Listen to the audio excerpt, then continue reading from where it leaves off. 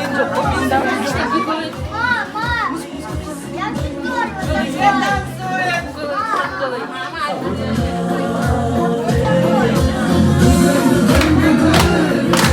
Senin tulan günün amanlık ötüreyli en soğuk acı günün acısı dardayım şaştı kulun kulun baktım suyum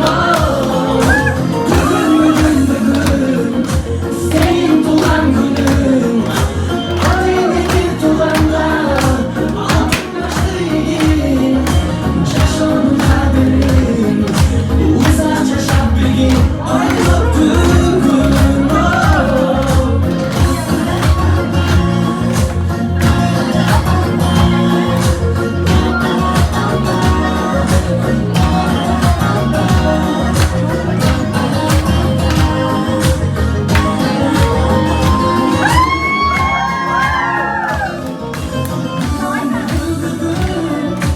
senin tutan günün amanlık ötüreyli en soğuk acı gün acısı dardayım şaştı kulun baktım suyum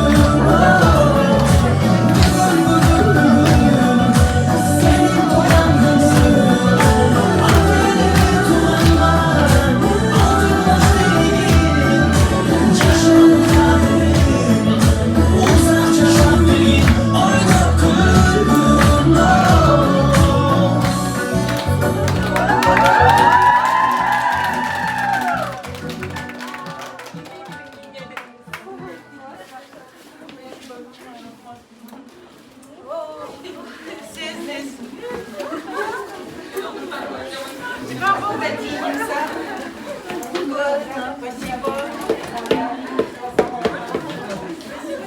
Спасибо.